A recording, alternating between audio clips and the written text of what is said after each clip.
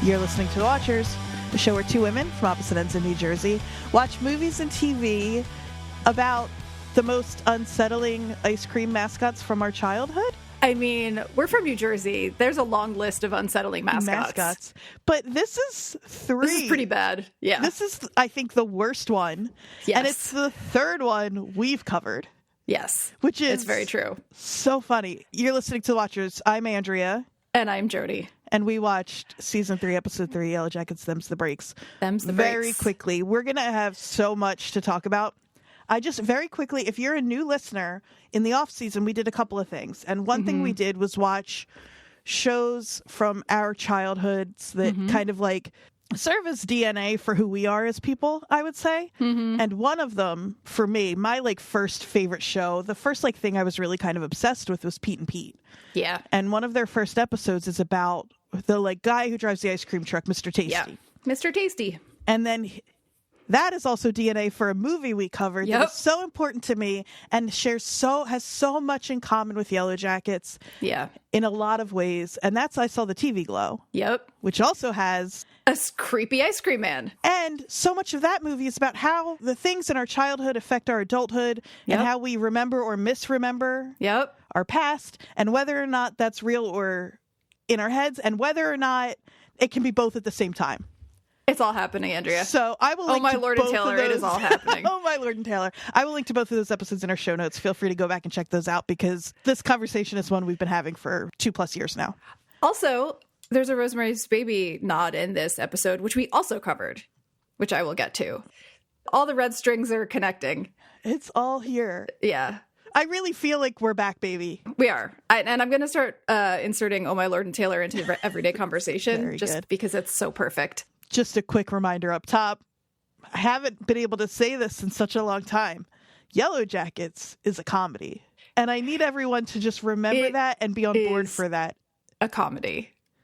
I had been complaining previously about season 2, how the laughs were still there, but were fewer and far between, and they were contrasted with such horrendous trauma. I know we're going to get the horrendous trauma again, but I really appreciate the silliness. I texted you. It's a little behind the scenes. I watched this a good half day earlier than Andrea yesterday. So I watched it in the morning and I spent the rest of my day waiting to be able to text Andrea the sentence. Big pussy is the alpaca. Big pussy is the alpaca. Or a llama. There's been controversy there. Okay. I assumed alpaca. Yeah. I said llama, but I think actually it might be an alpaca. But either way, big pussy is the alpaca llama. It's so funny because it's just, of course, we'll get to it. But like, I think I would have known even if I didn't know. You know what I mean? Like, I knew it was someone because the accent. I was like, they did that on purpose. That's not just a random voice actor. So good. The glee that I had over that, I didn't know who it was at first, that I heard the accent and I was like, that's somebody that I know, or that's somebody that is like a purposeful reference. And then after that show ended, I went and looked it up and I just had the biggest grin on my face because this is a comedy and Akila's talking to Big Pussy in a llama suit and I could not be happier. I know so I've been haunting the Reddit boards as I do for the last day. And it seems pretty split on this episode. There are some people that are like, this was filler, this show sucks now, blah, blah, blah. You're welcome to your opinion. But we do not share that opinion. We are not the podcast for you. You and I think, are so right for this show. Yeah, exactly. That it's like when it hits, it really, really hits with us. And if it's not hitting for you right now, I'm sorry. Go watch Severance. Right. Which is excellent. It's so I meant that like that's the other show you should be watching right now. This was the Jerseyest episode I think we've had since the pilot. I have no proof of that, but the entire episode was like, they just keep throwing it at us. And there were like obvious Jersey references. And then there were ones that only if you grew up in this like northern, well, not necessarily just northern and central, but there's really specific northern and central Jersey references in here. So like, yeah, it was made for us, like all the Lost references. I was like, Andrea's having a blast right now. Okay, just to give everybody a roadmap, because I want to jump into all of this. We're doing things a little differently this week. We're going to end with the wilderness because there's just so much in the end of that we really want to unpack. So we're going to talk through our present day adult timeline first. We're going to save the Van and Ty stuff for the end, because I think that has the most in conversation with what's going on in the wilderness. And for the end of the present timeline. Yes, exactly. And the Shauna, Lottie, Misty stuff is so intermingled that we can't really separate that out. So before we start, though, I just want to point out, so this episode was written by Bart, Ashley, and Jonathan. But do you know who some of the staff writers are on this season and on the first 3 episodes? Oh, wow. I have not done my due diligence to check that part out. I can't wait to tell you this. And I usually do. Do you know who the 3 listed staff writers are for this episode? Okay, who? So Terry Wesley, Libby Hill, and Emily St. James. Do you know who Emily St. James is? I do, but... You do. I didn't off the top of my head, but Emily St. James wrote that article about I Saw the TV Glow. Is that what you're talking about? I'm actually referring to the fact that in 2024, she put out Lost, Back to the Island, the complete critical companion to the classic TV series. And previous to that, in 2018, wrote Monsters of the Week, the complete critical companion to the X-Files. There's a Lost obsessive and an X-Files obsessive writing on this season. And I Saw the TV Glow careful watcher. Yes, exactly. I just thought that you would like to know that. I love to know that. And I'm glad that you pointed that out for us, because that really does help or suggest a certain way to be watching what's going on right now. Mm-hmm. Knowing what the people writing this show right now seem to value and enjoy. Yeah, that made me very happy to find that out. Shout out to the only other Yellowjackets podcast besides ours I've ever listened to, which is the Prestige TV podcast right now on the House of R feed with Mal and Joe. I try not to listen to them. I think I said this last week because I don't want to be influenced, and I haven't since last. I listened to their one on the pilot. Not the pilot, sorry, the beginning of this season. But the one time that I listened to them in depth, they sounded so similar to you and I that I was like, I cannot listen to this anymore. They're not from Jersey, but they have such a sensibility that is so similar that I'm like, I can't do this. That's too funny. So, all right. Housekeeping out of the way. Let's get into this shit. Mm-hmm. Let's do it. I'm so excited. Okay, so we're starting in the present. Yes. And we're starting with the Shauna, Callie, Lottie, Misty. Shauna's making pancakes. Apparently, they're not very good, sadly. Only when you put chocolate chips in them. And Shauna is very curious about what Callie and Lottie talked about. Callie has a suspicious smile on her face for most of this episode until her mother wipes it off her face when she grabs her necklace. Yeah. It reminds me a little bit, now that you say that, of how confident she was when she thought she was getting away with the stuff with the detective. Yeah, she thinks she's smarter than she is. But Lottie comes in as soon as Shauna starts to say that. Speak of the devil, which is kind of girl. She walks in. Shauna offers her pancakes. Everyone is so fucking rude to Shauna. She's trying. She's making pancakes. She's trying to be a mom. She asks Lottie if she wants pancakes, and Lottie looks at them and goes, oh, no. God, no. God, no. I was like, what is wrong with you? I love this show so much because it is so hard. Everybody's so rude to Shauna. Shauna is a bigger asshole than anybody. If you, all we have to do is watch how mean she is in the wilderness to everybody. But, of course, she's mean to everybody in the wilderness because what has she gone through? It's so... nobody is one or the other in this show at all. No.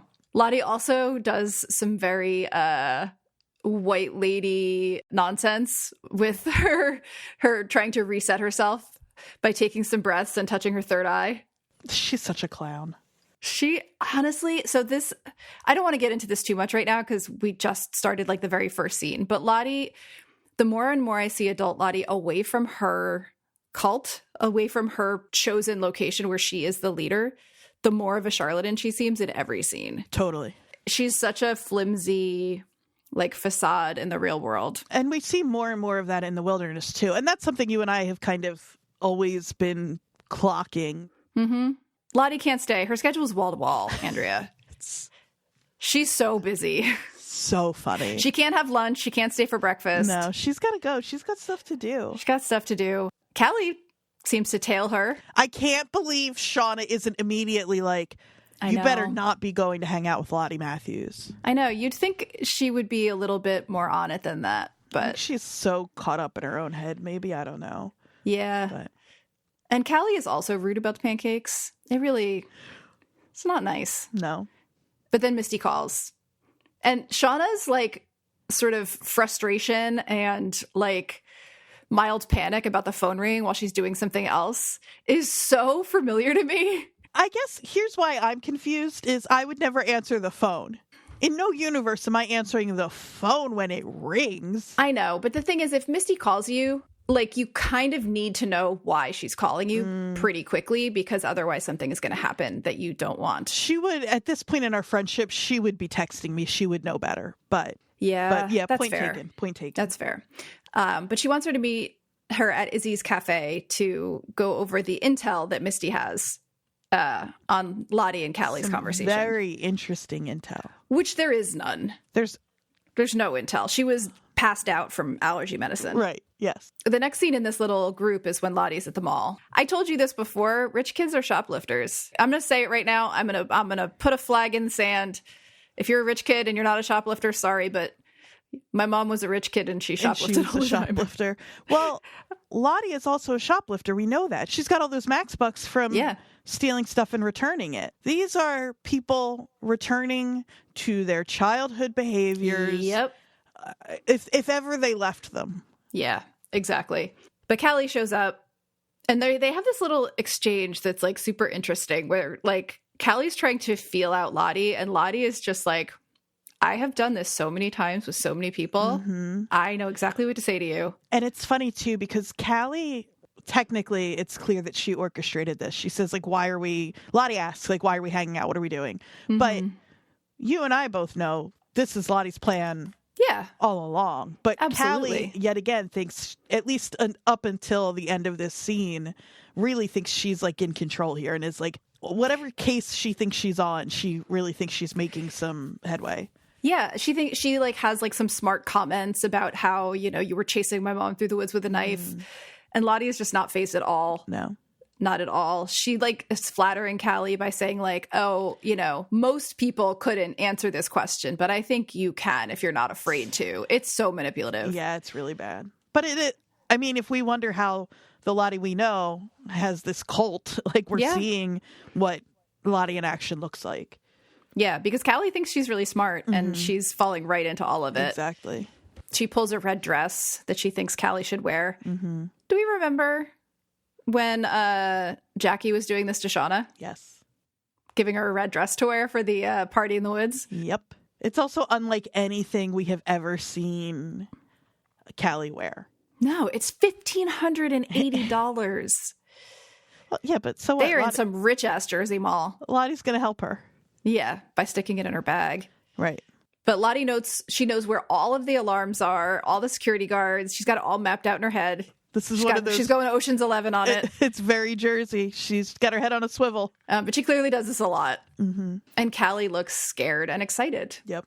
I also thought it was really, I mean, sometimes they're so like hammer, meat, nail, but as they leave, she says, follow me to Callie. It's like, okay. Okay, we get it. Okay. But yeah. So yeah, we go to Misty and Shauna at the cafe. This is where I started to get really excited. So we already had a mall scene, right? We know malls are important to Lottie because she had her dream where she was in the mall in that like Mad Hatter table situation when she was dying in the woods. That's right. So malls have come up many times already. And so that's a Jersey reference, but it's like an oblique one. The next scene with Misty and Shauna, there's something that happens where I'm like, oh my God. So they have this conversation. So I've got a bone to pick with this one. Okay. So Shauna asks how it went wrong, right? And Misty's like, your daughter is just like you. Uh-huh. She's this like apple tree. She's right. Yeah. Exactly. She's mostly right. Callie is on her way, or that's not true. Callie could be on her way, depending on how many of these women that Shauna's been Shaunaing with all her life. You know what I mean? Like, yeah. Misty kind of lies here and like plays up her part in like telling Lottie. So funny. You know, I'm going to tell Shauna to kick you out if you say anything. None of that happened. No. But then Shauna asks why they needed to meet in person. And it's like, don't you understand by now that Misty just wants friends? Exactly. I know. She just wants friends. That's all she wants. She wants to be a part of the group. Absolutely. What is your bone to pick here? I'm curious. Why, if you have the best scones maybe in Central Jersey, are you importing your blueberries. They're blueberries from Vermont. That is a really solid point. Thank you so much. When you are doing your business in the blueberry capital of the world, and you are in Central Jersey where the blueberries come from. I know. So many times my blueberries have had the words Hamilton, New Jersey on them, and I've been insanely proud. That's right. If you don't know, now you know. Now you know. New Jersey is the blueberry capital of the world. You think it's Maine, but it's not. It's not. Blueberries, cranberries, eggplants. Eggplants is one that you taught me. I was shocked by that. Mm-hmm. And of course, we're all Jersey tomatoes, but... right. A thing we all say all the time. Yeah, all the time. What's your subtle thing here? Okay, so Shauna needs to get a gift basket, right, to apologize to the Joels for her behavior. Mm-hmm. And Misty says something that every Jersey 40-year-old woman has said at some point in her life, which is, are we going to Tony's or Francesca's? And then she says, oh, Caspian's, they have the best semi-hard cheeses. Every New Jersey 40-year-old woman knows at least 3 different places to get a gift basket, cheeses, and in fact, you might pastries. Hit up all 3. Yeah. But Shauna is trying to ditch Misty and fails. Misty is absolutely willing to wait in the waiting room at the podiatrist if Shauna doesn't want her to watch. She'd prefer to be in the room, obviously. Absolutely. Well, podiatrists are hot, apparently. I love this little freak. This was where she says, oh, my Lord and Taylor, I cannot. She's perfect. Oh, no, she says it in their car. Sorry, that's the next scene. Which is, they're in the minivan, on their way. Mm-hmm. Misty immediately gives up the fact, because she says, oh, good, my meeting was canceled, I can come with you. She immediately tells Shauna she's playing hooky. Yeah. It doesn't matter. Misty's just, she has no shame. No, none at all. She has no shame. She also calls them Thelma and Louise, which, Misty, they died. But Shauna's brakes stopped working. So interesting. We'll have to talk about this when we get to the end of this scene. The questions. Yeah. But the most hilarious thing happens as they go careening through so many Central things New Jersey. happen. But what is the most hilarious one? The needle drop. Oh, that, yes. Okay. That really got me. That so really got me. It's so funny. It's Limp Bizkit. Obviously, it's Nookie, which is their dumbest song. And boy, do they have a lot of dumb songs. Do you think they went to Woodstock 99 when they got back? And if so, can we watch it? Good for them. Good for them. I hope so. But also, that was a horror show. That's what made me think of it. Hilarious to think about them there in that mud fight. Everything about that. Anyway. A little pin in Limp Bizkit, Nookie, for when we get to the ice cream shop, by the way. Okay. And also, that music is not... I was trying to figure out, how they came upon that song, because it's so funny and stupid and cheesy and dumb, and they're so funny. It's very Jeff in the car with Papa Roach. 100%. It's not diegetic, but it feels to me like, oh, Shauna accidentally kicked on the tape player. The tape player, exactly. And Nookie is playing. Yeah, they hit a bump and the tape popped in. Exactly. Yeah. Which isn't really the case, but that's 100% what it felt like to me. So I'm glad you had that feeling as well. Oh, for sure. But we always celebrate how cool the soundtrack is and how much we love it. It's not so corny also. It's not cool. Parts of it are. Massive Attack is on it. Radiohead's on it. There's all these but those cool person bands from that time. Yeah, but they're not. They were all... There's no underground music on this show at all. Even I think the most is maybe Mazzy Star, but even Fade Into You is huge, and that song. Yeah. Do you know what I mean? Yeah. It's so fan servicey, and I don't care, and I love it. Oh, it's best. But I think we kind of need to remember that other than maybe Nat, but not even really, none of these kids were actually cool. I mean, Dinosaur Jr. was pretty cool. Dinosaur Jr. was a little bit underground. Not totally, but... Dinosaur Jr. is if the iceberg of cool music... Yeah. Dinosaur Jr. is they're maybe not the gateway into being actually cool and underground. They're one step. You've got to get I don't know. Maybe soul coughing first. Sure. I'm trying to but yeah, you're right. That's pretty. And we didn't hear Descendants, but we did see a Descendants t-shirt, which is a little bit also in that realm. Yeah. But these are all the ones, or I guess maybe more specifically, these are all the ones that have definitely risen to the top for old people like us. Right. At this point, maybe more. So, right. But anyway, Nookie is so funny. It's so perfect. And so it plays as Shauna and Misty drive in the Dharma van over the hill as Misty yells, "Grassy knoll, grassy knoll." Grassy knoll. Go up it. Which is a good idea. Yeah. That's how you stop. I mean, I thought about I do a lot of road tripping, as do you, but like the runaway truck ramps, you know, she was, you know, figuring out a makeshift one of those. That's right. But this is the scene we saw in the trailer where they almost hit a family. Yeah. Shauna finally pulls the e-brake. Yeah, finally. exactly. It takes her long enough, but she does. But she immediately assumes that Misty did it, which I get. Yeah. I don't think she did. I don't either. I don't. But Misty has done very similar things in the past. Yeah, I just don't know when she would have had a chance. Though she would have, I don't think she did it. It would have been too big of a risk of her getting killed also. And like she had no reason to do it. If you are speculating this, it's because we've seen her do it before. Right. She ruined Nat's car, so Nat had to get in her car.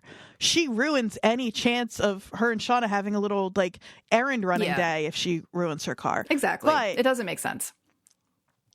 If somebody had some reason to be fucking with them, knowing that Misty and Shauna were at the cafe together, you know what I mean? Like, I wonder who would be following Misty right now. Right. We'll talk about it. I do like that Shauna then lists all the terrible things that Misty has done and some that we don't think she did, but she talks about the breaks. She says, "Of course it was you who left the phone in the bathroom." Misty says, "Phone? What phone?" Shauna, think, why would I do this? I could have died too. And then Shauna asks the question, why do you do anything, Misty? Yeah, but wait, before that, this is so stupid, but in this list that Shauna gives, she's got the phone, the breaks, the pretending the meeting was canceled, the videos of Nat in her hotel room. She also mentions her claim about the scones. Being the best scones. I'm like, that's on your list? Yeah.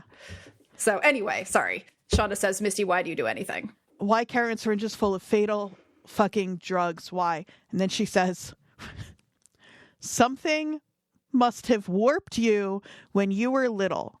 Your parents, someone did something to you because you are a verified psycho and you feed off this shit. You're insane and I want you out of my minivan now. Get out, Misty." And so, like, two things. Yeah, something did happen to her, though, as we've been saying, Misty was the most prepared and ready to thrive in the wilderness. Yeah.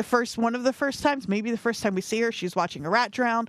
But we also know that 3 years before they crashed in the wilderness, these girls were calling her and bullying her and saying horrific things to her. So like, but she stands up for herself though. Yeah, she's doing a good job of that lately. We saw her do it with Walter.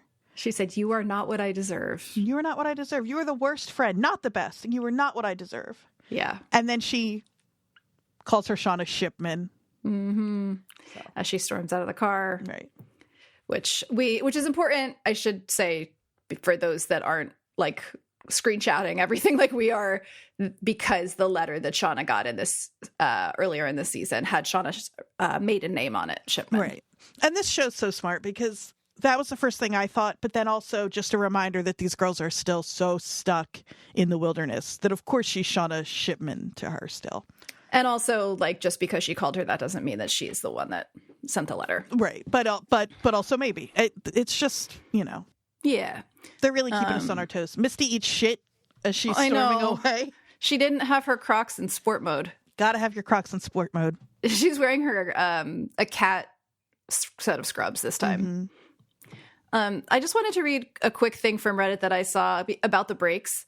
Because we should just talk about it now. Like, to me, the obvious one is either Walter or whoever's stalking Shauna. I agree. They could be the same person. They're not the same person, but like somebody was like, Walter in a wig. Not Walter in a wig, but like it could be connected. It could not be connected. But someone named Tay Nancy Botwin on Reddit said, I think it's a logical explanation. I think the brakes not working has something to do with Shauna's carjacking in season 2. Nothing is ever unintentional in this show. It's all done on purpose. So Yellowjackets recasting the dude that Shauna held up at gunpoint to get her minivan as the bartender that serves Misty whiskey is not just a mere coincidence. So we see that carjacking is random, and I am always, anytime I offer one theory, I want everyone to know I am also considering the theory always that it's always them. Anything, it's either random stuff that these girls are turning into patterns that they can recognize and try to make sense of. That's always happening as a back burner idea for me. But we assumed watching or like it's like suggested that we should be assuming that carjacking was random. Yeah. But if you steal Shauna's car, you can make a copy of those keys. You can get into that van anytime you want. Very good point. Not that you need the keys to get into the van to cut the wires. I'm not saying that, like, but I just mean like, yeah. And then connected to what you just said before that, this person then says, you know, just like with Adam, Shauna's paranoia, much like the rest of the survivors, is their own demise. Shauna automatically assumes it's Misty who cut her brakes. Instead of assuming it's a logical explanation, she lets that override everything else. And then Occam's raisin, it would be Misty. Occam's raisin, exactly. The reply to this is also funny. It's by someone named Meep Marpalarp. Great Reddit names today. Yeah. It's even possible that they just broke her minivan is old, and I get the sense they're not great about regular maintenance checks. It's a TV show, so the answer is probably more dramatic. But yeah, any of that could be. Yeah, they're not on top of their maintenance, probably. No. Okay, so Shauna comes home. Shauna does come home. And we get I'm waiting for you to take this because this is your moment. Because you just can't use Mama Cass. I know.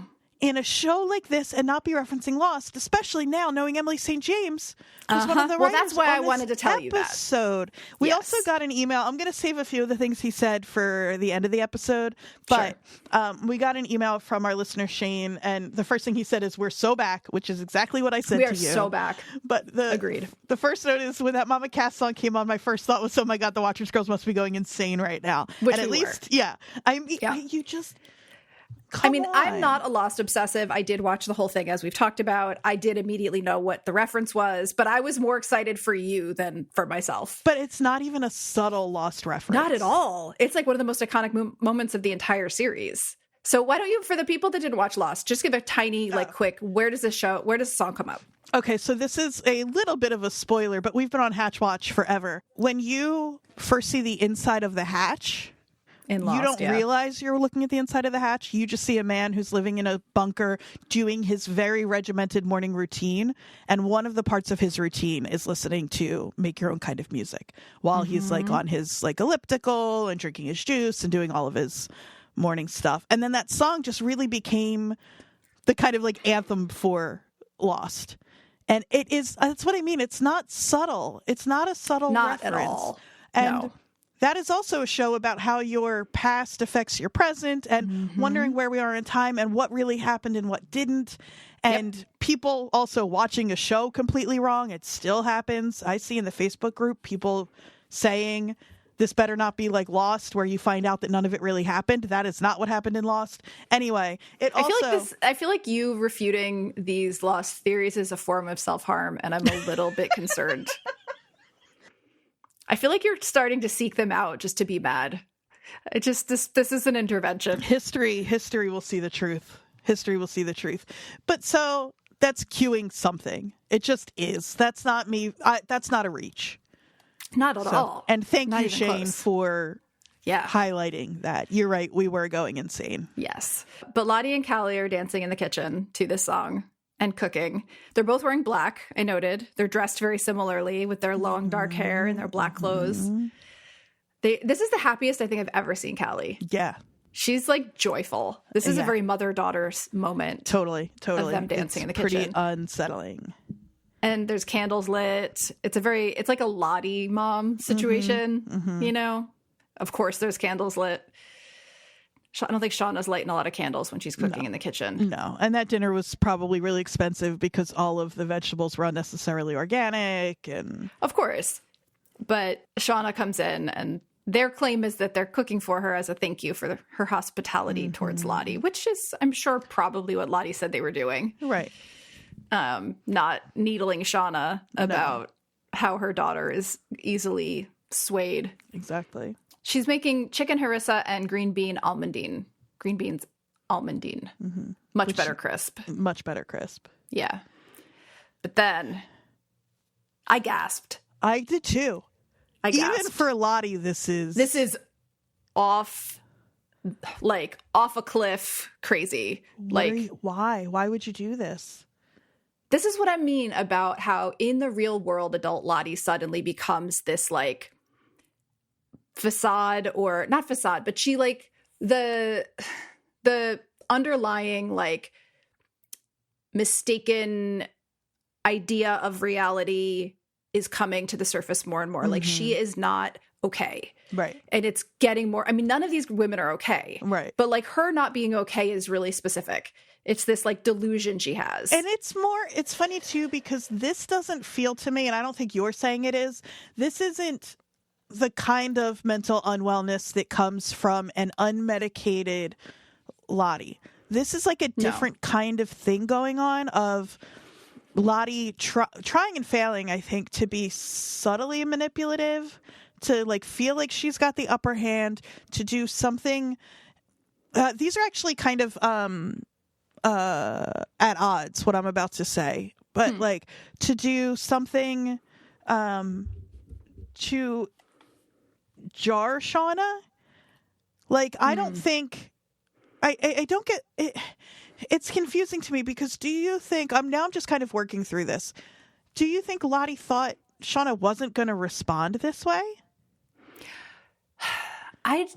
She did seem not surprised, but like she felt that she could convince Shauna that she was right. Like that there was a way that she could talk Shauna into being like, oh no, it is different. Like it's not what I thought it was. She's calmly explaining like, what did she say? It never meant what you thought it meant. It never meant what you thought it meant. And so she's also talking to us there because we think, we collectively as or at least the show thinks we think, whatever, that is marking the next person for sacrifice. But it literally is. Like, that's the thing. This is where I'm like, Lottie is not like seeing reality. Every time we've seen it so far, that's been the case. Yeah. But like, peek behind the curtain, the showrunners have also said that. Like, that is what it is. And so I think we can canonically say that like Lottie is wrong about this. Which is also interesting though, because I don't get, Lottie seems to think Callie is powerful. We know Lottie was obsessed with the idea of Shauna's first child. And also is like I hate to use this word kind of flippantly because people do, it means something, and it's one of those words people use kind of flippantly now, but she is like kind of, it seems to be that she's kind of grooming Callie for something. Right. So then why mark her for sacrifice? Because she doesn't think that that's what it means. Lottie thinks the necklace means something else. She's wrong. But she thinks it means something else. Right. Shauna knows that it means that the person is marked for sacrifice. For the hunt. But Lottie doesn't see that, like, at all. She thinks it's like some sort of marker of like significance, importance to the wilderness or whatever. Right. And if that means maybe leadership, die, Yeah. If she dies, she dies. Yeah. So, but Shauna freaks out. Of course. It's literally, remember when Callie was wearing Jackie's uniform? Yes. And exactly. Shauna lost her mind? And Callie felt bad then because she didn't realize. She thought it was her mom's uniform. Right. Well, and I'm sure Lottie didn't say this was Jackie's necklace. Right. Yeah. I wonder what she did say, though, because, like, Callie didn't seem super shocked that her mom was, like, I feel like Callie knew something. I don't know. I got to go back and rewatch it. I did watch it twice already, but I need to go back and rewatch that scene just to see like what Callie's actual reaction is, because I do want to know what the fuck Lottie is saying to Callie about all of this. Yeah, it is telling that we don't get to see any of their conversations. And they are spending a lot of time together these past couple of days. Yeah, and I had assumed when I saw the scene in the trailer of Shauna telling Lottie to get the fuck out that it was because she found out that Lottie told Callie about what happened in the wilderness, but it was this instead. And so we still don't know what their conversations have been. Exactly. Melanie Linsky's so good here. Oh, the so good. Immediate break, the immediate small break, and then the explosion and then the after. larger one. Yep. She's really so good. The fact that, so she says, like, where did you get that? And Lottie says, I gave it to her.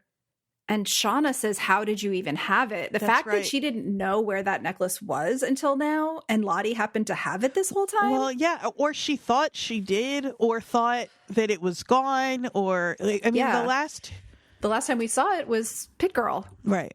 It's possible Shauna thought she had it. It's possible Shauna thought it was left in the wilderness. That it was gone, yeah. We really have no idea. That was what I assumed, was that Shauna thought that it was left out there. Uh-huh. But Lottie, in her delusion, is like, it feels right, Shauna. Don't you feel it too? And Shauna's like, no, I fucking don't. I don't fucking feel it. No. She pulls the necklace off of Callie, which you could, I understand the emotion behind it, but like, that definitely freaked Callie out. Yeah. And it probably hurt a little bit. Probably. Callie looks really upset. She runs out, and then Shauna does the sweep of the food off the counter, a classic upset person move. What? Well, in this case, it's the food that Lottie cooked. Yeah, like, I know. But now you've got to reason. clean that up, Shauna. I know. Misty comes home after her near accident with Shauna. Mm-hmm. She gets mad at Caligula.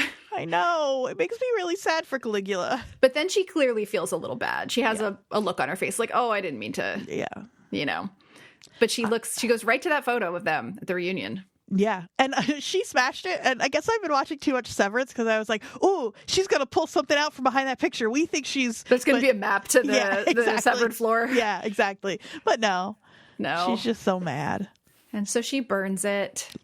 You said this last week, and I'll bet it, if we watch in seasons 1 and 2, there's probably more than we are realizing because we weren't watching so closely for it. There is so much fire in this episode. I just had a thought. What's the thought? So, okay. I don't know that this is a good thought, but in my notes at the end of this little section, I wrote, did Misty burn down the cabin because she wasn't chosen? And as you talked, because she wasn't chosen to be the leader. Right. As you were talking about the previous seasons and fire, I remembered Misty at the party while Nat is standing at a fire. And that scene everybody keeps saying, and it's significant. Right. And Misty is standing there, like Nat sees Misty while she's looking at a fire. Mm-hmm. Oh, I love that. What if that's a seed that was planted in season 1 that Misty was the one that burned the cabin down? Could be. I have another new theory. Just asking questions. I think, like, if we're putting a list of suspects together, she's in it. I think she's in it now in a way that maybe she wasn't so directly for me before. Yeah. Oh, for sure. Especially because we know Misty will take big swings. She destroyed, whether or not we know how useful, there's so much talk about the black box and the transmitter and what would or wouldn't work. Misty, at the very least, thought that she was destroying their chance at rescue. Misty is not afraid to make a big swing. Her motivation for all of those big swings has been either feeling included or not feeling included. Exactly. And the night that the cabin burns down is the night that she is passed over. Yeah, and she thought she was going to be next. She stands up. There was a group of them. There was her, Shauna, Ty, that looked like they might be thinking, oh, it's me. It's me. So just putting a pin in that. Yeah. Because she, in the previews for next episode, have you seen them yet? I haven't watched them yet. Okay. But you can tell me. All I'm going to say is in the previews, she is the quote unquote defense attorney for Coach. Okay. So, yeah. So thoughts about that will be forthcoming. We have not seen Walter this episode. Misty kicked him out last. I love Walter. I love Elijah Wood. If he kills that bird, oh my God, it's gonna be hard for me. Yeah, that's gonna be tough for me. Absolutely. I think that might be worse for Misty than the death of Nat. Well, that was Jessica Roberts' big threat that got her so upset in the first place. She threatened to kill the bird. Yep, Caligula. So okay, so let's go on to Van and Ty. Mm-hmm. We knew this was coming. Sometimes it feels good though. To just have a thing that we knew was going to happen. But it was theorized so much that it was when it actually happened, it was kind of like, oh, of course. Yeah. But it needed to, we knew this needed to be a plot point to get Ty and maybe Van to be like, it's happening again. Right, exactly. all that to say, she's at the doctor and her cancer has stopped metastasizing and she maybe is in partial remission. It is, in fact, miraculous. The doctor says, like, in my 22 years, I've never seen anything like it. They really want you to know.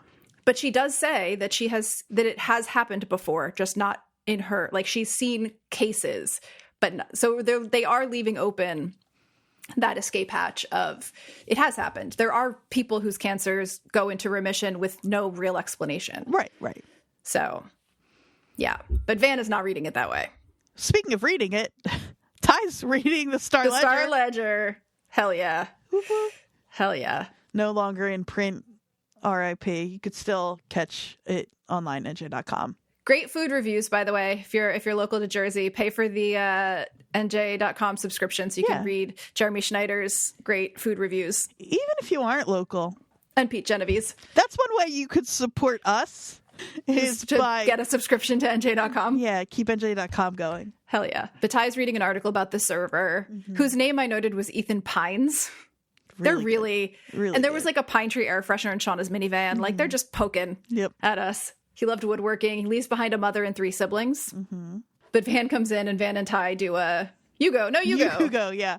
Van tells Ty.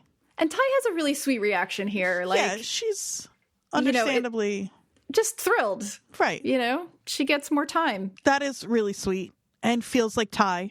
Yeah, feels like actual Ty. Like the way she got up immediately with tears in her eyes and like goes to give her like a really sincere, tight hug. But then she tells Van about the waiter. Would you tell Van about the waiter? Not if I was real Ty, but this is clearly she switches over here. Well, where does that switch happen? To me, it happens when so they hug and she tells her about the waiter and Van starts to like freak out a little bit and Ty goes, listen. It's right there. I think it's right there. Yeah. Her whole demeanor changes. Her whole demeanor changes, but Tawny Cypress is, I know we do, every time she does it, we do it, but she's getting better and better at that little flip, the shutters that drop over real Ty that lets, or I shouldn't even say real Ty, like bright Ty that like brings in other Ty. And I think it's so funny. The thing I noticed this time is like beforehand, she's very grounded. She's almost childlike. She's got this like happiness about Van's, news. And then when dark Ty or other Ty comes in, she's like smooth. Yes. And like persuasive and manipulative and like. That's the one who won the election. Oh yeah. 100%. But then, again, another gasp. She says, it could be happening again. And she calls it a sacrifice. Yeah. The word sacrifice jumped out at me there. The waiter was a sacrifice. And your new prognosis, well, that's a gift. And then she fucking lights a candle and starts chanting. She does the... Yeah, we hear the wilderness and it hears us. And maybe Misty. It's funny.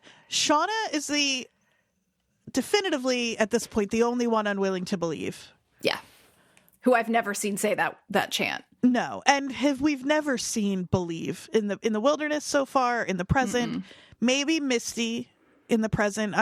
We'd have to track it a little more in the wilderness. I think she wants to be part of the group, so you know.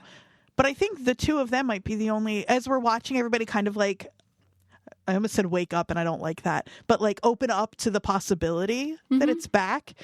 Lottie first, always, forever. Oddly enough, it seemed to me when we were back on the compound that it was Van. That Van was really trying to fight it, but her willpower as soon as she got in front of Lottie was like over. But Ty's just, well, and we know Ty killed a dog, like Dark Ty believes it. This is Dark Ty, right? She was in a tree in the first season eating dirt. She sacrificed her dog in the basement and made an altar. Like, she's drawing the symbol on her wife's hand. She's been doing this shit. It's just that she was doing it in secret. And now she's doing it out in the open. That's right. It was genuinely shocking to me. It felt to me, I was like, are we watching a dream sequence? Like, even knowing it was Dark Ty, her doing it so openly in front of Van was shocking. I know. And then this is why I said to you before we started recording that I wanted to group all of them together at the end. If you are watching this, if you're tracing these, if you're following these characters, it is almost as if there is a smash cut to Van and Ty cuddled up on the sofa watching Pee-wee's Playhouse. I don't know. That didn't jar me as much as it jarred you, I guess. That's so funny. Because what do you think was the conversation? Did Van start chanting? To me, it just was like, I don't think she started chanting. I think she probably, I mean, maybe she did. I don't know. Yeah, I don't know. That didn't stand out to me as much as it did to you for some reason. I think because their whole relationship has been this push-pull of like, one minute they're like shelving videotapes and the next minute Dark Ty is like, you know, waking up on the couch next to her. That's what's so interesting to me, because when you follow, like watching Van, and even in the wilderness, she's so squirrely. Like, we know she was the one leading, it seems, or following, however you want to call that, but out in the wilderness with Ty, with Sleepwalker Ty. Right. There are there are at least a few scenes in the adult timeline when Van comes back where Dark Ty comes to Van, and then we get a smash cut. And we don't know what happens. Well, there's a lot in adult Van's life in this timeline we're not seeing. Exactly. Like when she goes to quote unquote urgent care, like we know she went, but like she was gone for a long time. There's I feel like there's things being kept from us about what Van is up to right now. What's interesting to me though is, did she start chanting who knows whatever? We'll talk through the Pee-wee scene because of course we have to, but then she's super reluctant to go to the ice cream shop. So it is I think she's really fighting with herself. Sure. Yeah, I do too. This next scene, I don't know if I should apologize in advance. I have so much to say about this. Yeah, me too. I also, for our non-Jersey listeners, hopefully this stays on the right side of annoying and is on the informative end of things, because there's a lot here that if you're not from Jersey, you might not know. Right. And there's a lot of stuff that like informs how two people from New Jersey would make this scene. Yes. And so hopefully our information is useful in this case and not just us babbling about New Jersey, but we'll see. We'll see how it goes. Shout out Pee Wee Herman forever.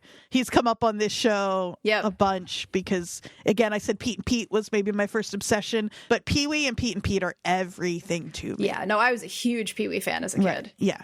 But they're watching Pee Wee's Playhouse on VHS. It's so fun to do. Thinking about like taping things off the TV when you were a kid. Yeah. And sometimes and, I will get all the commercials. Exactly. Sometimes I will YouTube a TV show with the words like, for example, it'd be like Pee Wee's Playhouse plus original commercials. Right. And then you can watch it like that. And it's so fun. Yeah. And so we find out that Ty was a huge fan. Van never really watched it. She brings up her drunk mom. How when Ty was, and this actually reminded me, so she says, you know, not at that time I was usually waking up my drunk ass mom, like trying to get her to go to work. And it reminded me of the little bit we've seen of Ty's home life seemed very wholesome. That's right. We don't know anything beyond her parents seemed cool and kind of corny, and they were both there and they both seemed fine. It is interesting how much of these girls' families they've kept from us. Yeah. But she says she kind of does this weird thing where she's making fun of sad Van in like a goofy cartoon voice, which I was kind of confused by. But to me it's two things. One, when you go through something really traumatic with somebody, your defenses and like you just are allowed to, and then also the people you grew up with. There are things I would say to my childhood best friends that they would laugh off that I would never say to like even to you know what I mean? Like to absolutely, because it just is different, you know? But she says, finally, I can't believe I get to have more of you, which is really sweet. Then we flip to the TV and there's a commercial for the Land of Make-Believe. Now we have to talk about the Land of Make-Believe. Of course we do. I do not have the photos at my house right now, but there's a photo of me with my cousin at the Land of Make-Believe where I look like I'm going to murder someone. Perfect. I hate... I wonder if you're watching this show, if you think that, like Aussies, the Land of Make-Believe isn't a real place. Well, so on Reddit, there were a lot of people being like, is this real? Like, it's so... is it? It's so real. It's been around real. Forever. It's in Hope, New Jersey, I think. That's right. I've been. It's been a while. I've never been. We have Storybook Land in South Jersey, which is very similar, very similar. But we've covered it extensively on New Jersey is the World. So I can link to episodes on that if you're interested of how truly genuinely scary. It's not supposed to be, but that place No, is but it so is. unsettling. So that's what I wanted to talk about with this little section here is like when they show the next commercial, which is Ozzy's ice cream, which we'll talk about with the man with no eyes. And people were like, who the fuck would put that in an ice cream commercial? You need to go to New Jersey in the 90s and experience what it was like with all the shit that we were exposed to, because that would not have shocked me at all as a child. No. I want to mention that. So the Land of Make-Believe is adjacent to Jenny Jump State Forest. Jenny Jump State Forest, famous for the legend, pretty racist legend, actually, about a 9-year-old girl who was running from quote unquote, like natives, indigenous people. This is all just a legend, but who jumped to her death off of a cliff. Right. And they named the forest after that story. Right. And then we're just built different. I'm sorry. Like, I did not like, And so the Land of Make-Believe, like, claims to contain the cliff that she jumped from. They even have the house that she and her family supposedly lived in. It's so funny. White farmhouse, circa 1748, is located at the bottom of the ravine where Jenny took her final plunge right beside a waterfall named Jenny Jump Falls. A loudspeaker mounted on the outside of the building plays a recording that recounts the tragic tale over and over again for visitors. At a children's theme park. Yes. So important. It is so funny and so on the nose. I can imagine watching this and just assuming it's something the creators made up, but there's literally a place called Land of Make-Believe in Hope, New Jersey. Yeah. And growing up in New Jersey, we didn't just have that. We didn't just have Jenny Jump. We had the Gates of Hell, we had the Devil's Tree and the Devil's Tower, Shades of Death Road, like all of these local legends and places that were all about death and ghosts and scary things. And I think every state has this to some degree, but New Jersey, is it concentrated? It's so concentrated in Jersey, and it's something we all grow up knowing, and we all grow up with this sense of like danger, like both supernatural and real are around the corner anywhere you turn, and are both, and like we've talked about this came up on New Jersey is the World so often that you would go to those places to encounter a ghost, to encounter something supernatural, but often the scariest thing was the other people there. The Nazis in the basement of the mental institution. But both of those things when you were... Yeah, totally. Both of those things when you were a young person were very real and immediate dangers in your brain. Absolutely. It was just... You felt like it was just as likely that you might encounter a ghost as you would, like you said, a Nazi.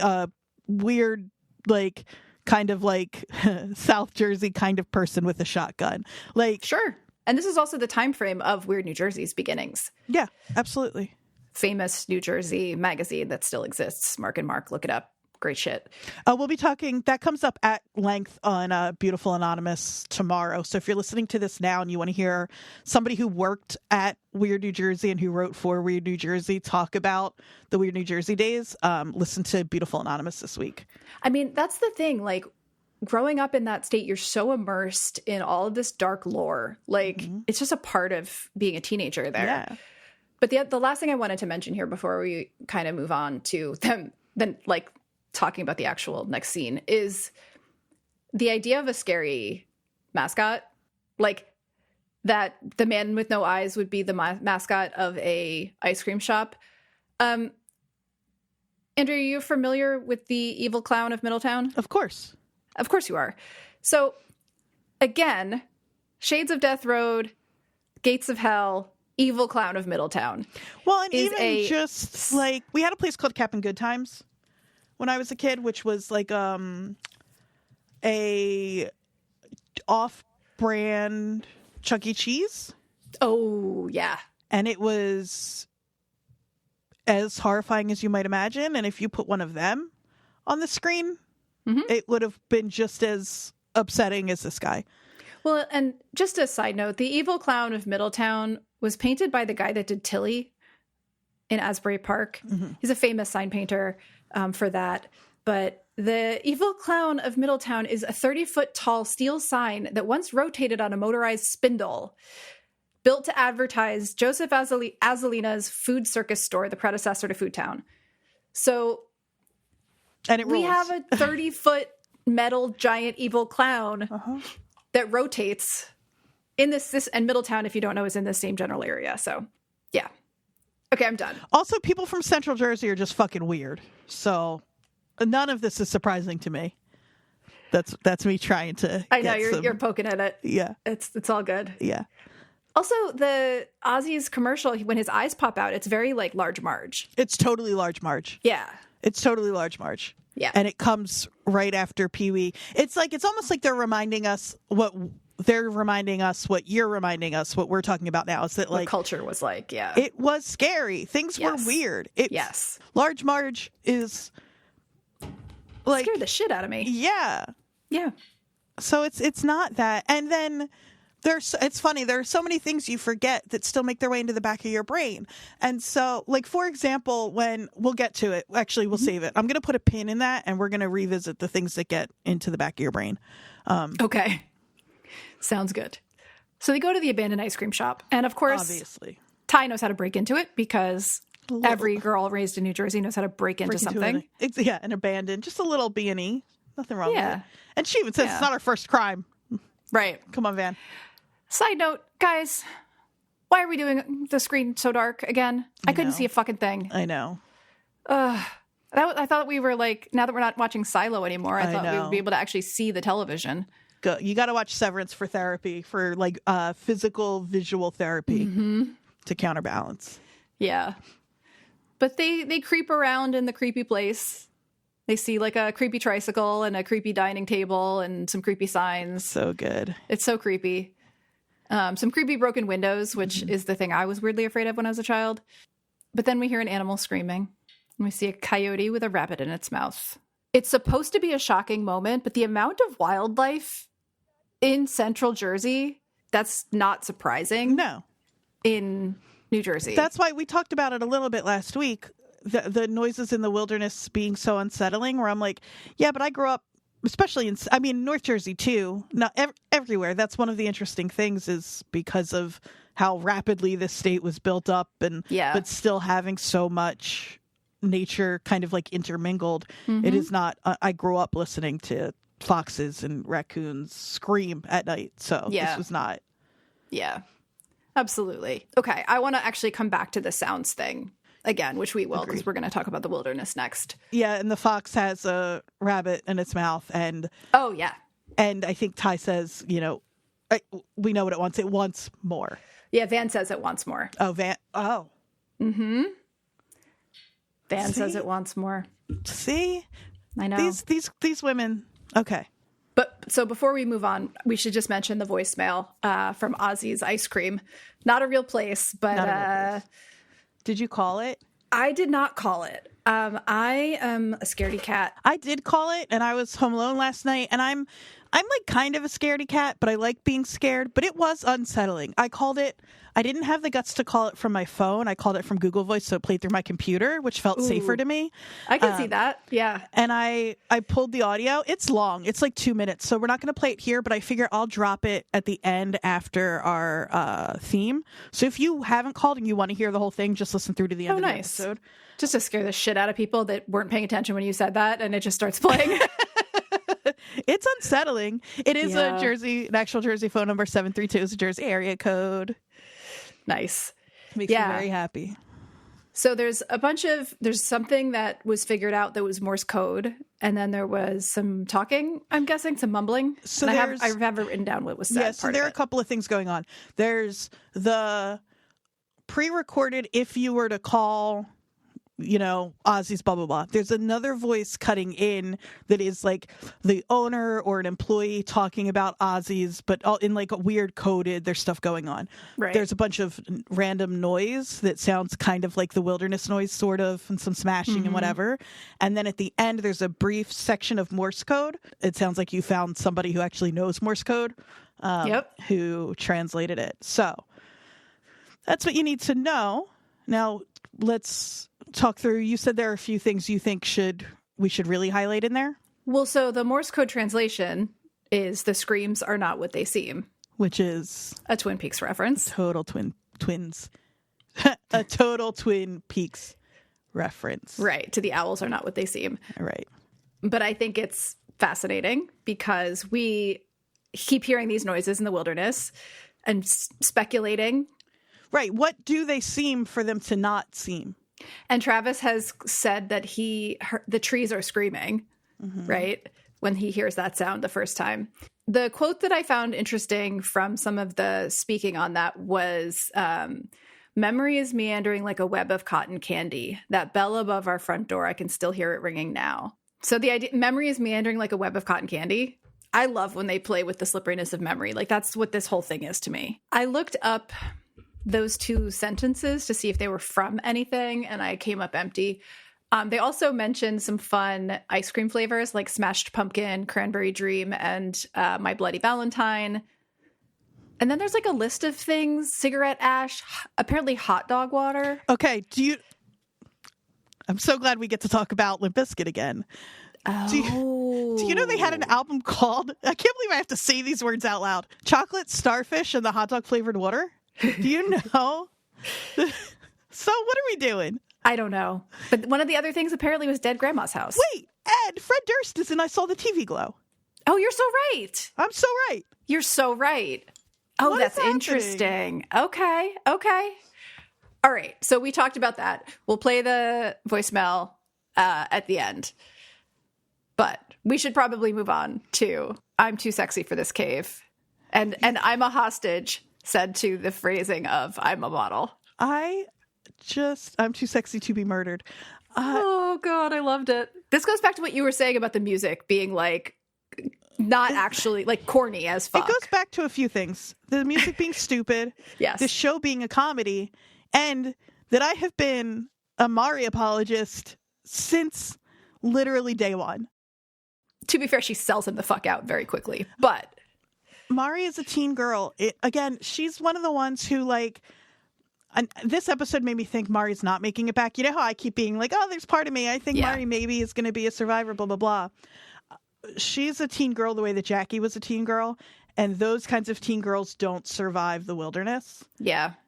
She's not ruthless. No. And she sells Ben out, but there's about 3 seconds. She's just not skilled enough at deception the way the other girls are. Well, she also knows that if they know she's lying and she doesn't give them something else, they're going to take it out on her. Yeah.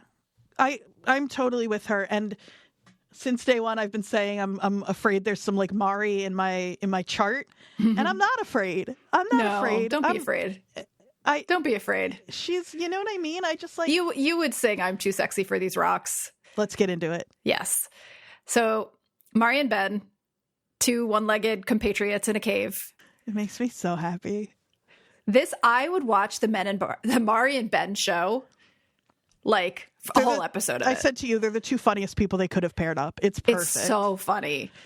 But she is trying to, she's trying all the tactics that, so wait, credit to Joanna Robinson at The Ringer for this, but around this time, there was a very famous Oprah episode of how to escape a kidnapper or how to survive a kidnapping. Funny. And it was all these different tactics of humanize yourself, tell a personal story, and all these different ways to like manipulate the kidnapper. And she's literally checking them off as she's doing this. She's trying to seduce him. That doesn't work. She moves on to like trying to humanize herself. So anyway, they're eating bat. What did you call it? Like Cornish hen and a demon? Had a baby. Yeah. But clearly she doesn't know he's gay. No. This was so cringe. He was so Ben. Not having it. He's so not having it. I love his, like, he has been dealing with teen girls for a few years now. Do you know what I mean? Yes. Like, even before the wilderness of it all. Yeah. And he's tired. He's so tired. The way he's like, oh my God. He says... You told me that gym teacher was Latin for pervert failure. And she also claimed that he had raging gonorrhea. Right. Well, it's less competition from the other girls. This was a perfect exchange. I love the Mari and Ben show. It's so good. I love the two of them together so much. Yeah. He falls for the dumbest part of it.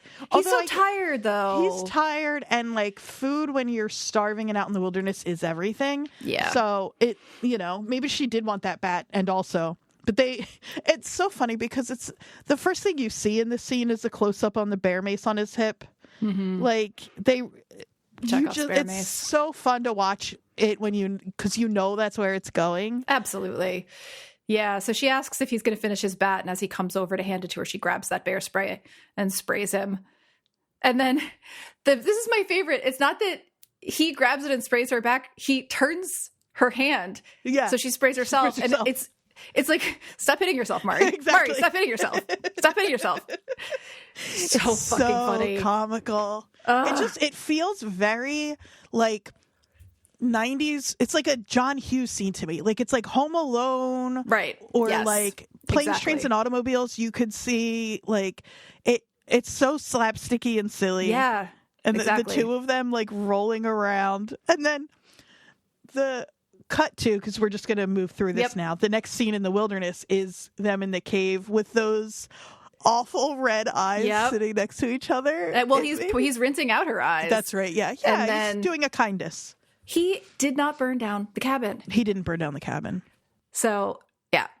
So after he rinses her eyes out, they're sitting with their red eyes. So funny. It is. It's like, what was your plan? Which is a great question, Mari. What was your plan? It is a really good question. But she's right. She was winging it. And he is having a crisis here. Yeah. Like, this is one of those moments where I guess if you've been like surviving by your wits for so long that when somebody comes in and forces you to reflect on what is actually happening, he says, you're being held against your will in a cave by a one-legged man. How is that even real? Yeah. And then I know that other people liked this quote as well, but as a Jersey person, I've seen Dave Matthews Band 3 times at the Garden State Arts Center, and I don't even like him that much. I'm just a normal guy. Yeah. So seriously, how the fuck is any of this real? He's just a normal guy. He is just a normal guy. He grew up in the suburbs. And like, he's got student loans to pay off. So we get a little more of how he got to that job. But to me, I wrote down, we're getting more Ben backstory, Death Watch. Like, I feel like we'll get to Aquila, but like the fact that we're learning more about Ben and Aquila in these episodes tells me they're probably not long for the world. But we know Ben makes it, though. Oh, God. So we see him in Lottie's cult. So. We need to keep reminding people that happens, and we don't want anyone to forget. But this is interesting. So she tells the story of her 4-year-old cousin dying of brain cancer while she watches Eureka's Castle on TV. Well, okay, so hold on. She doesn't say Eureka's Castle. She says the one with the stupid puppets and the dragon. And I just want just very quickly, obviously, it's Eureka's Castle. I think you were probably it was probably a little past your time, Eureka's Castle. But I was the exact right age for it. But because I watched the show twice, I was taking notes. I missed the subtitles the first time. She says the one with the stupid puppets and the dragon. I heard "and the train." And so I thought that was Wienerville, which is an even deeper cut, which is a crazy show that I loved. Yep. That is weird puppets. There's an episode with a train. I said to somebody on Reddit, which I'm not often on, but I was so excited about the Wienerville reference that when they said, what show is it? I immediately thought Eureka's Castle. I was like, oh, it's got to be Wienerville. And then I had to go back this morning and say, you were totally right. But just shout out to, if we want to talk about weird shit from the 90s when we were kids, go watch. I'll drop a link to a Wienerville episode in the show notes as well. You can find it on YouTube. Really bizarre, really like heyday of low budget 90s kids TV. It's so great. Much of that. Oh my God. It's great. But she's, like you said, it's an attempt to humanize herself, I think. It's also a really good example of like how one way that people might respond to trauma, because that was probably, she's pretty stoic about it. Yeah. And she says like, I finished watching the TV show, but like, what, I don't know. What could she have done? You shut down. What are you going to do? That's a totally reasonable response. But she says a line here that a lot of people are grabbing onto that I think can be read a couple of ways. And she says there's two versions of reality. The bad one is just hiding.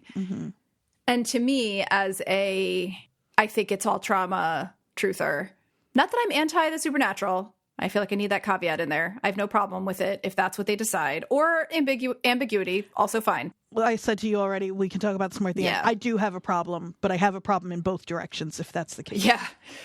But to me, what she's saying there is just that, like, the sort of bad side of life, the bad side of all of us, the bad side of our nature is always there. It's usually in hiding. Of course, we see, and they show us that with Ty. Like, we say other Ty as if it's a sort of different or...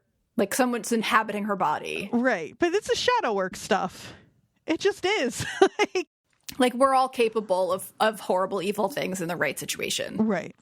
I think so. And then Ben, I just think they're messing with us because he says, how the fuck is any of this real? Is this real? And then we hear the smoke monster. Yeah. Which Mari also hears. Yeah. Which we know because we saw her hear it in the pit. But that's something happening in the woods. Yeah. And I that's part of my questions at the end. I have some thoughts on that now again. But she asks him, like, what's your plan? And that's a really good question. Mm-hmm. Next time we see them, he's holding the knife. In the subtitles, we get the water dripping, which is something Mari has been hearing since at least last season. So, and she's not crazy. Nope. But Ben's holding the knife. She clearly thinks he's about to kill her. She's starting to panic. But obviously he was just going to free her. Yeah, and he's reacting that way because he knows she's going to go back and rat him out. Yes. His tears are, I know the consequences of this, but I'm going to do it anyway. And, like, he knows what's coming.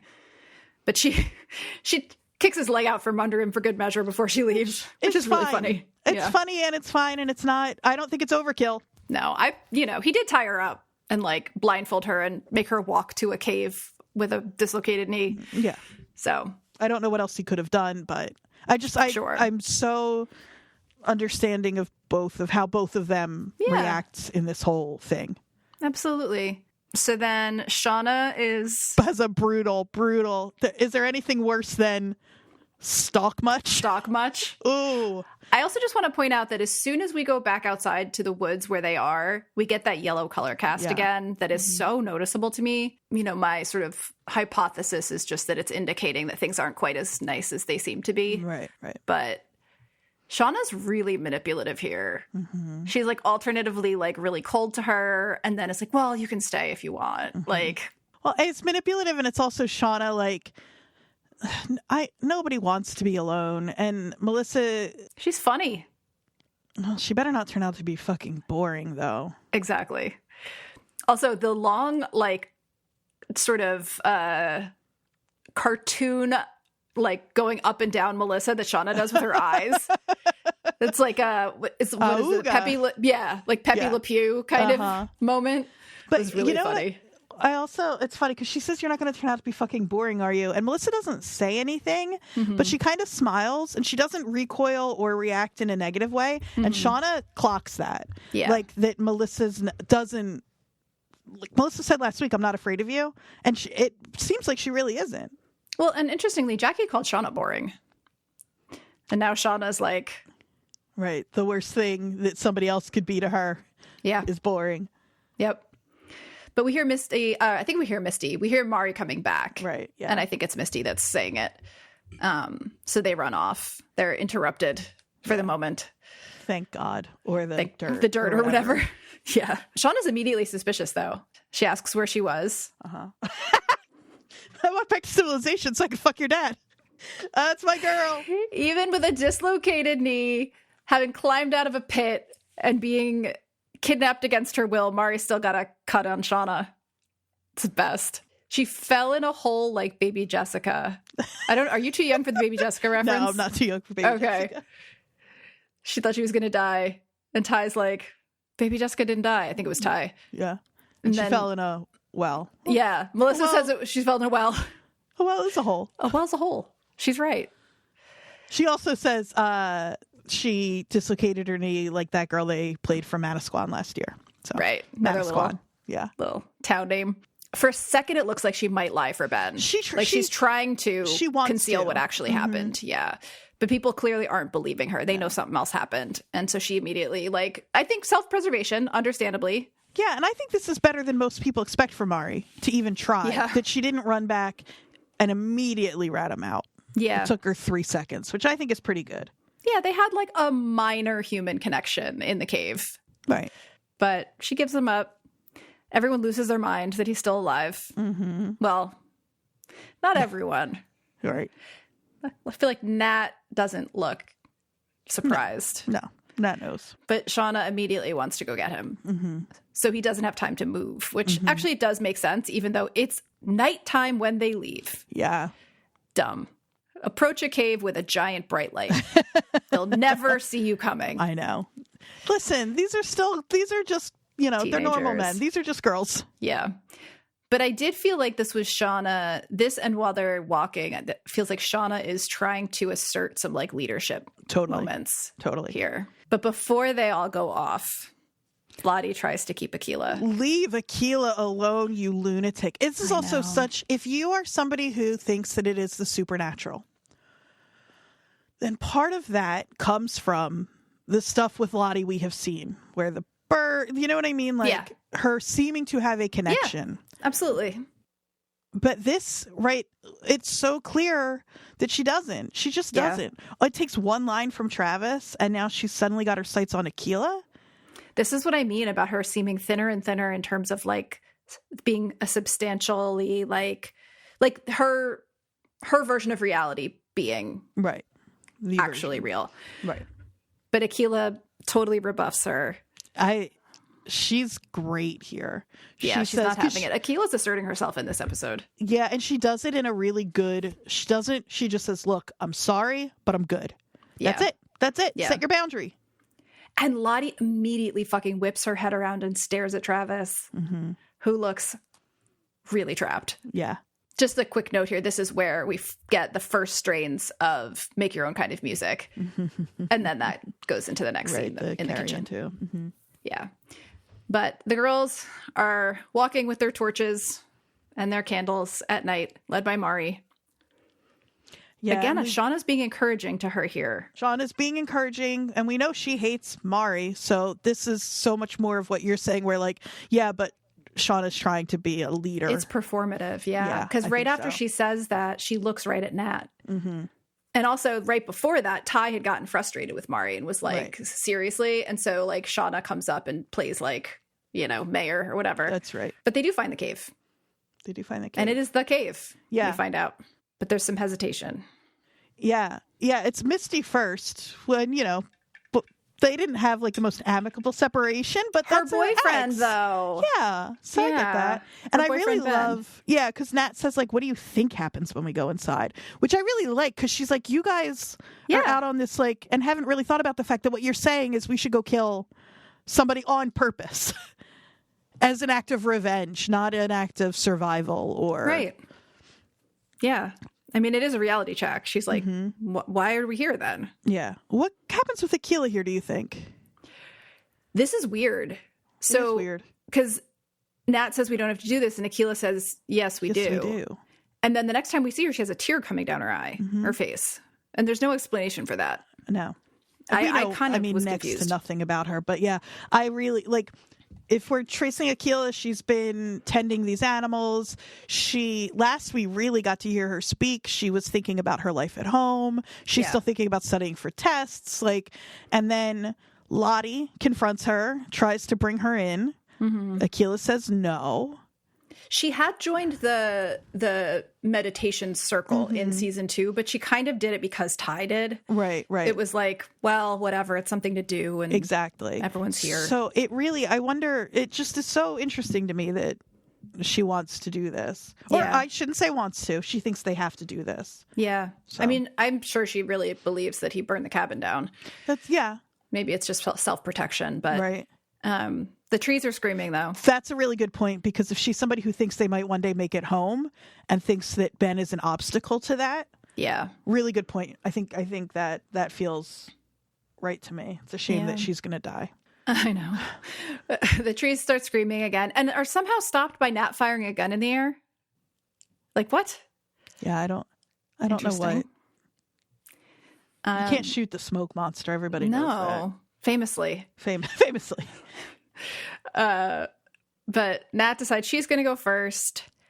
She has the two red shirts standing guard outside. Our two unknown teens. Convenient. But when they get inside, they realize that there's stones blocking the entrance. Right.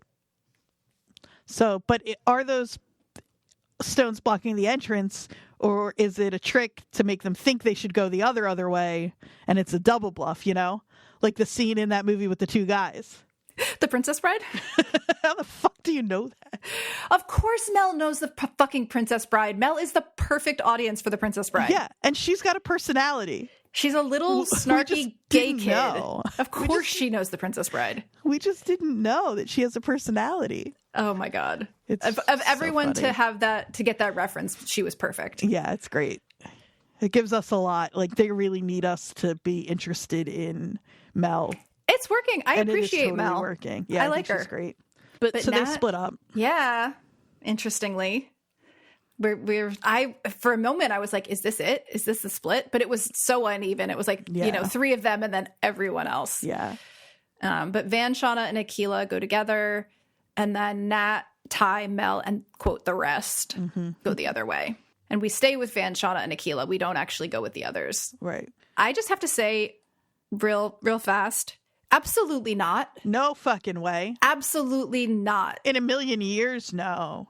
I am not going in a cave. I am not crawling or turning my body sideways to get through a narrow crevice. I am not walking through cave water. Absolutely not. Absolutely not. Never. No. I'm outside guarding the cave with a torch with my other red shirt that's going to die. That was often, though, the person I was when we would go explore abandoned places. I would be so ready to go in and go walking through, and then I'd be like, I'll wait out here, guys. I'll wait out here to let you know if anybody's coming. So that's exactly who I would be here as well. I'm not I wouldn't call myself claustrophobic, but I do not love small spaces. I do not love darkness. I do not like bats, period. Oh, I love a bat. I'm not afraid of the bats. Oh, I am. I'm not going in a cave. But I don't want to die in a cave, certainly. No. They start getting into water. Everything is dripping. It's narrow. We're like up in their faces. And I think it's Van who's like, guys, this is clearly not the right way. What the fuck are we doing? Voice of reason, Van. She's correct. But Shauna says, in a very like sort of notable way, we just have to keep going. Right. Like she's the reason that they end up where they end up. There's coughing. I went back and watched and I was like, oh, there's the warning. There it is. There's the cough. I wrote down the walls are sparkly. I meant to look up like what kind of mine that could have been, if that was a mine, or what kind of cave. Oh yeah, it's I read somebody said it could just be straight up carbon. Like it might just be coal, not coal, but like coal. Yeah. Which makes sense because of the gas, if that's what the gas is. Exactly. But Shauna's candle goes out, then Akilah's, and Van's is like puffing, like flashing because there's a gas. Because there's a gas leak. These girls, I mean, listen, I know they went through Jersey public school education, which is actually better than people think it is. That's a good education. Yeah. Jersey public schools are really good. There's a reason our taxes are so high. I just think, and also in the 90s, I feel like that's before everybody had a CO detector in their home. Oh, definitely. Carbon monoxide poisoning is a real fear of mine. Yeah. I just think the second I saw that happen, I'd be like, well, we got to turn around. Like, yeah, although I wouldn't have known that at that age. I was actually looking this up and I found something that said the confusion of carbon monoxide poisoning for spiritual haunting was recorded in a 1921 issue of the American Journal of Ophthalmology. Writes of the distress of his patient. His patient had just moved into an older and decrepit house using gas lights in the absence of electricity. Miss H and her family began to be tormented by visions, voices, and physical illness. The family was petrified by the sounds of footsteps and moving furniture in empty rooms and by sinister apparitions in the dark. Well, do you know about the famous Reddit story? I'm obsessed with it. It's like 10 years old at this point. I don't know. Oh, I'm so excited that you don't know about this. Now you know what the ending is, but we're going to take just a tiny little detour here, but I think it's so useful because a guy, R. Bradbury in 1920, it's literally 10 years ago in our legal advice posted, and I'll give you just the first one, and then I will sum up the rest. On the 15th of April, I found a yellow Post-it note in a handwriting that wasn't mine on my desk, reminding me of some errands I had to do, but I told literally nobody about it. While odd, I chalked it up to something I did in my sleep, thinking maybe in my half-awake state, I scrawled it so it didn't appear to be my handwriting. I threw it out and thought little of it. On the 19th, I found another Post-it note on the back of my desk chair in the same handwriting as the previous note, telling me to make sure I, quote, saved my documents. I was freaked out. but there was no other signs of a break-in. So I set up a webcam in my house, aimed at my desk, and used the security cam app for it to record after detecting movement. On the 28th, I woke up to find another post-it note, this one saying, quote, "Our landlord isn't letting me talk to you, but it's important we do." I immediately checked the webcam's folder on my computer and found nothing from the night before, but my computer's recycling bin had been emptied, which I'm certain I did not do recently, indicating someone had noticed the webcam and deleted the files. They were just saved straight to a folder on my desktop called webcam. Today, on the 1st of May, I found another Post-it note, this time on the outside of my door, and nothing written on it. And there also appear to be Post-its on many other doors in my apartment complex, all blank in varying colors. Do I have any legal recourse here? I have no proof except the Post-its, but those are written by my pen and on my Post-it notes, so conceivably I could have faked them. Would contacting the police get me into any trouble if they can't determine an outside source for this? I just want to make sure I'm not wasting anyone's time. Should I consult my landlord? Those also living in the complex, ? And it goes on and they go back and forth for quite a while. And then the end of this story, Jodie, is that thanks to everyone who sent suggestions and gave advice on how to proceed, especially to those who recommended a CO detector. TLDR, I had CO poisoning and thought my landlord was stalking me. Yeah. It's real. Like that, because for me, I'm like the like hallucinations they have here are so vivid that part I'm a little like about, but CO poisoning is that's real. Yeah. Well, and I have one other reference that I'll bring up when we get there. That's like such one of my favorite. That's like an all-timer Reddit post, by the way. It's so good. My favorite Reddit post is Jorts and Jean, but that's unrelated. So Shauna's candle goes out. Akilah doesn't have one. Van is standing in between the two of them, and they both disappear. And Van's little guys, I know. I made a note of that too. Was the saddest, guys, most pathetic, cutest little like. I know. Liv Houston is murdering it this season. They also shoot Van like she's going down the Severance elevator. I know. Here. But so Van sees a door in the wall. Interestingly, that opens totally up, normal. Totally, and opens up into the cabin. Right, but it's the cabin from earlier. The father of the cabin days. Yes. It is before it has been abandoned. Right. There's a fire going, rocking chair. Van sits down in front of it. This is extremely Lynchian. This whole scene. The music is the whole. Lodge. Exactly. It's a Lynch homage for sure. So Van sits down in front of it. This is the scene we saw in the trailer with the flames reflected in her eyes. What a devil. Yeah. But then we fade to Akilah. They're doing the like blurred outside edges of the frame thing. So it's all a hint that it's not real. But yeah. A hint that it's not real. Obviously not real. But on the spectrum of how we're shooting scenes on the show, much closer to how we've been seeing Springtime at the Camp visually.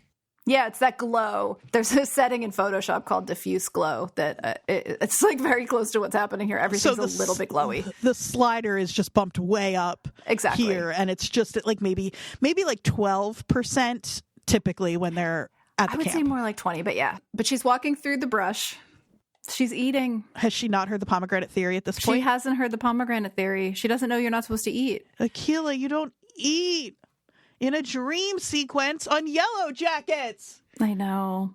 But she's shoveling blackberries in her mouth like it's going out of style. She is giving us every sign that Yellowjackets has given us for death, which actually gives me a little bit of hope. Yeah, I don't have any hope. But she hears some sheep as she is eating the blackberries that she shouldn't eat. And so she goes over and she finds sheep and chickens behind a white picket fence that it was noted as a pretty clear homage also to Blue Velvet by David Lynch. And then she meets Big Pussy. It's so funny because you hear his voice before you get the reveal that it's a fucking alpaca. Careful, they bite. Careful, they bite. Akilah says sheep don't bite. And he says, everything with teeth bites. Everything will defend itself. And then it says, they're calling you. And we hear the screeching again. They're calling you. We hear the smoke monster. They're calling you. We know what's happening in the real world is Ben has come to rescue them. Yep. They're calling you are the people you are trapped in the wilderness with. But what you're hearing is the smoke monster. I know. So put a pin in that. Yep. We fade to Shauna floating in the lake like Ophelia. From the perfect, very good. And we hear the music. I believe it's the actual music from Rosemary's Baby. If it's not, it is a close facsimile, but somebody on Reddit posted that it is actually Sleep Safe and Warm, which is the music from Rosemary's Baby. Beautiful. Yeah. She's called by a boy on the shore. A little blonde boy, clearly her son. Yeah, little tiny Jeff. She tries, this was heartbreaking. Like, Shauna's a nightmare, but like, she like immediately lights up when it occurs to her that it's her son, and she tries to swim to him, but she can't get anywhere. She's swimming in place. We've all had those dreams. Mine are usually my teeth falling out. Well, that's coming too. Yeah. Yeah. So we're kind of jumping back and forth. Somebody noted on Reddit also that they are earth, fire, and water. 3 of the elements. Oh, fun. Yeah. Akilah is being drawn into the earth. You know, Shauna's drowning and Van's burning again. And Laura Lee was our air. Yeah. She tried to fly away and exploded. Well, actually, I'm going to mention her in a second. Oh. Yeah. I found something out. So we go back to Van, and suddenly the rocking chair is an airplane seat. And we see a spark from the fireplace start a fire on the rug, which they're giving us a hint that it could have just started. It's another theory that I hadn't considered before, and also makes a kind of sense for these women who are trying, and these girls really, when it starts, to ascribe meaning to everything. Absolutely. But sometimes, and in fact most often, bad things just happen, and it's not for any particular reason. Exactly. So. And that goes back to what Mari said in the beginning. Right. And there's going to be, the problem is there will be no way for anyone to verify that the fire just started. Right. But the airplane seat that Van is now in starts to shake. Right. She can't get out of it. Much like the pilot episode, not the pilot. In Lost. No. Oh, I thought you were talking about when he's stuck in the smoke monster comes. So funny. Much like the pilot, but also much like the first episode of Yellowjackets, where we see her stuck in the plane, she can't escape. Yes. And then the next time we see her, she's alive. Correct. It's kind of like they're showing us, like, y'all have been trying to figure out how she got out, but she just got out. Like, everyone relax. It wasn't magic. She just unbuckled her seatbelt. But she's being grabbed by some hands. And in the article that I'm going to mention later on, Jonathan Lisco says that the hands that grab her are Cabin Guy, Javi, and Laura Lee. But we know Akilah lives. We know Akilah dies. We know Van is still alive. Yeah. So. Yeah, but she's being grabbed by the people that have died there. Already died. Yeah. And she can't open the door, which is also what happened to them when the cabin did burn. We're going to find out this is actually just a series spinoff of Final Destination. And all of these girls were supposed to die in that plane crash. And the fact that they didn't, it's all just an elaborate setup to get them all dead. Right. Or it Devin was purgatory the whole time. He would be great on this show. I would love for him to show up. So the llama's still talking to Akilah. It says, it can be easy or it can be hard, but either way it's going to get what it wants. And then... That's also a very mob guy line. Oh, for sure. Like it can be easy or it can be hard, but either way, Tony's going to get what he wants, you know?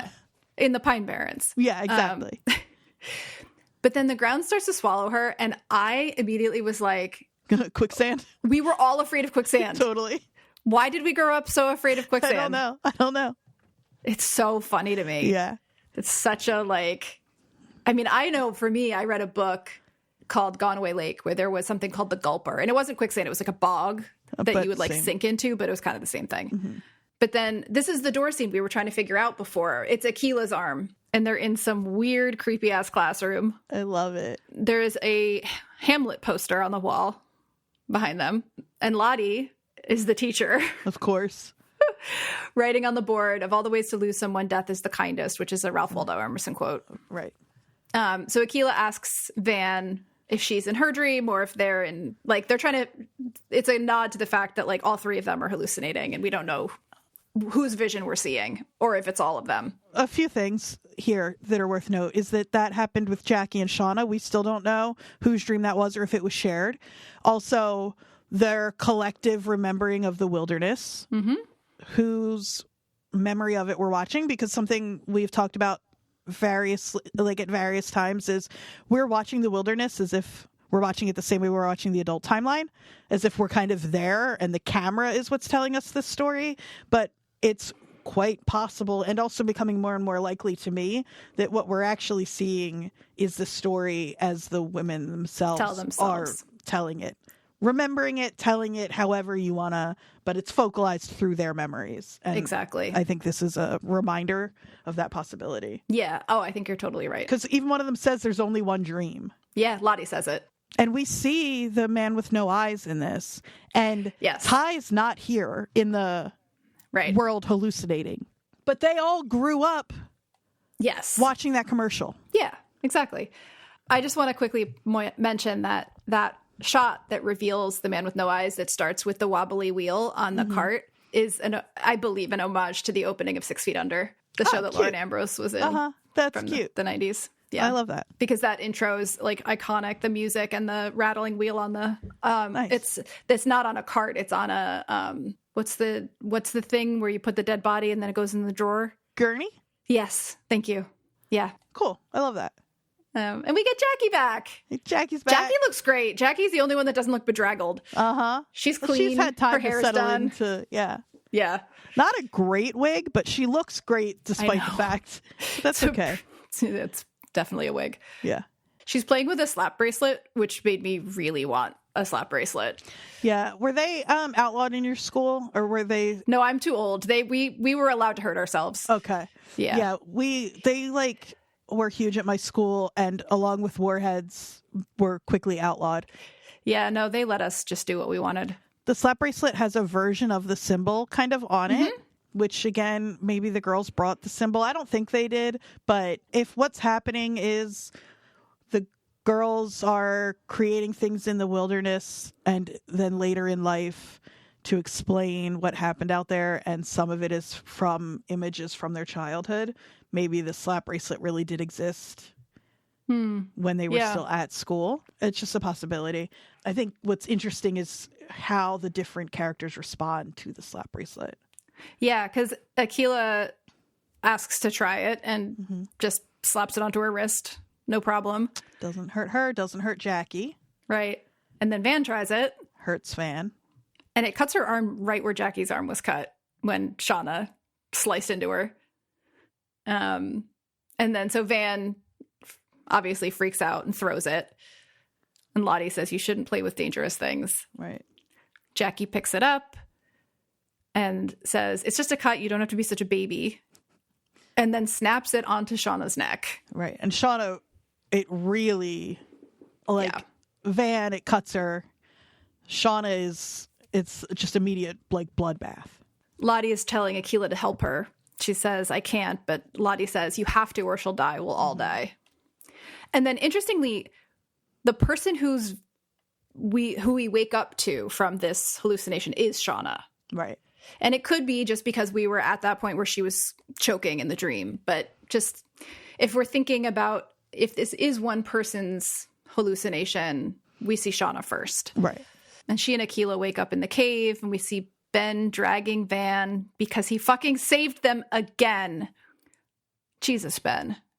Glutton for punishment. I know. And then Nat, quick thinking, points the gun at him and says, you're coming with us. Right. So that they don't have to make the decision to kill him then and there.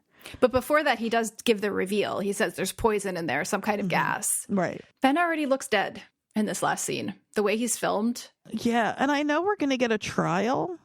Next we week. saw the gavel in the trailer. The episode is called 12 Angry and One Drunk Travis. Drunk Travis. And we know, obviously, that he makes it to the adult timeline because he's part of Lottie's cult. So I need like a button to push when you say that just does like, eh. You have that. I don't. Yeah. Isn't that something? Actually, yeah. And we know he makes it, to the... No. Good theory. That's the good theory button. I'm going to get a soundboard just for this purpose. I'm going to buy one. But that's where it ends. So Ben looks dead. We hear The Cure play. I think the first time we hear The Cure. I'm pretty sure it's the first time the song Cold. So it was gas. It was gas. It was gas. But it doesn't really explain, because I know everybody's like, oh, it's been low level carbon monoxide or whatever poisoning this whole time. I don't think that totally explains anything. No, I hope it doesn't. I don't want this to be like we've decided everything is due to this. I know. And I am concerned that people are going to hate when the show ends and we don't get a definitive answer, as if that's lazy on the show's part, when the show is so much about, which we've been saying, and I say we, you and I especially, but not only, that it's so much about memory and repression and trauma and how, you know, reality versus like what we, and that, you know, there's that saying, there's 3 sides to every story, yours, mine, and the truth, or whatever, like, and what that really means. And I don't think that there is an answer that everyone will be happy with, because there are people who are really into the supernatural part, people who are like really anti that, people who are happy with the ambiguity. So I did want to mention this article that I read, and I think this is probably the best time to do it because it does talk to this. But right before that, I just want to mention, so I don't forget, about remember I was saying about the gas, how I was going to add something to your carbon monoxide. There's so many references to ancient Greece in this show. And the Oracle of Delphi this is like, I think this is not Wikipedia, or maybe it is, but it's the place to go for guidance in ancient Greece. The Oracle was believed to speak through the Pythia, an elderly priestess who would fall into a trance state and utter cryptic predictions about war, agriculture, and other vital matters. According to Plutarch, who served as the temple's highest priest for a time, and other ancient authorities, gaseous emissions induced the Pythia's trance state. And then in 2001, a scientist or archaeologist from Wesleyan University located several young geologic faults that fit the description of what would have produced those gases in that place. It says the hydrocarbon gases from the bituminous limestone probably brought on the trance. The team found ethane, methane, and ethylene in spring water located near the Oracle. Ethylene, which has served as anesthesia in the past, is known to produce euphoric effects similar to those described by Plutarch. It was a Scientific American article. It was not Wikipedia. Cool. I'm an academic. So to jump off of that, there was an interview with Jonathan Lisko, one of the creators, in The Hollywood Reporter, where he goes at this question pretty directly. He starts out by saying, in one of the earlier answers to a question, the space between objective and subjective experience is starting to blur. Now, this came out yesterday, so this is about this current season. Okay. And then later on, this is what I thought was really interesting. He says, just to take the present day storyline for a second, a lot of neuroscientists say that when you remember something, you actually don't remember it. You only remember the last time you remembered it. If that's the case, then there's an iterative attrition in your memory. So you can see that the present day adult characters are looking back. Do they actually remember exactly what happened? Or through the process of repression and possibly suppression, psychologically speaking, perhaps it's all become kind of a hazy goulash. So yeah, I like that phrase. And then he talks about how they can create false pattern recognition in their modern lives. They can say like, oh my God, it's happening again, where it could just be a coincidence or a serendipitous intersection of circumstances. He says, we're going to play with the wet clay of that. And he says, part of the engine of the show is to play with this idea of objective and subjective experience and the space between them. And then this is where he says, you know, we're constantly playing with what's truth. When I say we're answering questions, we are. But if people want to know, is it a supernatural thing? Is it a psychological thing? I think it would be really bankrupt to give them an absolute clear-cut answer at this juncture. That's right. They're not going to. I think that's so right. And I think it's the right move, 100%. The last thing that he mentions that I thought was really interesting is the collective dreaming. I'm a little skeptical of this. This is just from him. I have not researched this. And he has a false claim later on that makes me a little hesitant, but I think it's interesting that he is talking about this because he is one of the show's creators. He says, many cultures, the Mayans and other indigenous cultures, felt that collective dreaming was part of the shamanistic culture. That it was a way for societies to determine what their conventions would be moving forward and often give them really important information about society. Then he says, there are a couple of things that are really interesting to me as the co-writer and director. One thing is that when women live together or are together, they can have a menstrual syncing. No, they cannot. Uterus. It is not the alpha uterus. Okay, this has been debunked, Jonathan Lisko. But like you said, it doesn't matter whether he's right or wrong. He believes it, and he's making the fucking show. Exactly. He says, this is very well known. Jonathan, do your research. In these indigenous cultures, there's a dream syncing. This is why I'm like, take this with a grain of salt. He says, I think it's really interesting to understand that when their conventions of how they've lived are starting to deconstruct and break down, and they're starting to build up new ones, this idea that their dreams would sync up so that together as a group, they can start reconstructing society in a way that we might not think is healthy, but they may need to survive. So he even says, like, this syncing of the dreams is based in those cultures. And they might remember dreaming together. Like, whether they did or didn't, that might be a memory they've created for themselves. He does also address the screeching in the cave, or the sound. And he says it's the same deal, playing with the objective and subjective reality of it all. That sound, while it's being, this is exactly what you said, that sound, while it's being experienced, could be extremely vivid, but when heard in a different set of circumstances or viewed through a different lens, it might have a different impact on you. Mm-hmm. He says, I'm not saying this isn't a big deal, but the collective alchemy of these women experiencing something so intense is like raising to 11 almost everything they're going through. Right. So I think that's right. I do too. So then it becomes, how and do these women find a kind of peace in their adult timeline, or do they do this until they're all dead? Yeah. Because they are really, I keep going back to, we are pattern-seeking creatures. We just are. And so something like that poor waiter who doesn't get hit by a bus, but does die, and now they think it's a sacrifice. And somebody posted in the Facebook group, I think, and I'm sorry I don't have your name, but it's a private group, so I probably shouldn't be giving your name. So you said that scene where they're running reminded you of San Junipero, and then somebody else, and I couldn't quite, as soon as they said it, I was like, oh yeah, I do feel that. There's the scene at the beginning of The Craft when all of the girls realize they have powers, their powers are working, and it's when the homeless guy with the snake is chasing them, and he gets hit by a bus, and then they're all feeling really euphoric about it. Yep. And Van and Ty don't know that he's died at that point, but they're feeling that euphoria of being together and being on the run, and it just, that parallel is totally there as well. Oh, absolutely. Yeah. In an episode where they mention light as a feather, stiff as a board. Yes, exactly. I know that you have a couple of emails. I want to just highlight the big questions for me right now before we move on to that. Who cut the brakes of Shauna's car, right? To me, Walter's the number one suspect, just because we know he's been tracking Misty, or whoever's following Shauna. Mm-hmm. Or are they connected? That's the big one there. What are they going to do to Ben? I think we're going to find that out real soon. When's Nat's leadership going to end? And who's next? Mm-hmm. I feel like that's also coming. And then the big one is just how much is real, especially of what we're seeing in the woods. Right. Is this really how they're living, or is this like some sort of delusion? Right. So a bit of a side note, well, not a side note. You say asking about Nat's leadership made me think of this.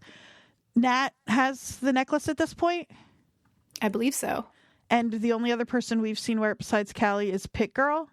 Yeah. And we don't know for sure. And Jackie. Shauna puts it on Jackie. Right. Yeah. We don't know for sure that Pit Girl was actually running from them because she was being hunted. We just assume that's the case. Right. It is. And she falls into a bear pit. A pit. It is a possibility that at this point, Lottie thinks the necklace is what marks you for leadership, because they put it on Nat. And she didn't die. Who was being hunted. She didn't die and became the leader. Yeah. So maybe Lottie really believes that, or wants Shauna to believe that she believes that in the adult timeline. And that's why she's putting it on Callie, because she thinks Callie, who she thinks is powerful, is also, it's possible. It's possible, but she is deluded. Because correct. But in my head, I was just like, what else could Lottie think it is? And how could she have gotten there? And maybe that's how. Yeah. Yeah, I'm with you on those questions. Remember when we said it'll be nice and I don't think we said quick, but it'll be faster this week because it's one episode. I know. I needed to talk about the Land of Make Believe and Jenny Jump State Forest. There's just so much here. I know. So much here. Just got a couple of emails. Yeah. We've got one from one of our Melissa listeners. Our Melissa. Oh, Jesus. Yeah. And so Melissa M wrote in, and the thing I want to highlight, she says a lot of really good things that we are all, how good the needle drops have been, all of that. But she says something that I am also that I've also been like hoping for in a way. So I want to share a theory I have. You two were talking about the gang being rescued and doing something wrong once they're back. What if a rescue crew does come and Ben and Mari get saved, but the rest decide to stay? And then once they all come back, they kill Ben and or Mari to keep the secret of what happened out there. Just a thought I had.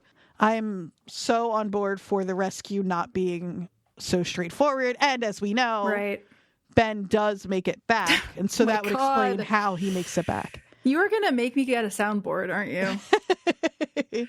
Also, Melissa would also like us to do a Severance recap once we're done with Yellowjackets. Oh my God, I know. It's so good. We don't have time. I can't believe all I want to do is talk about Severance for 5 hours.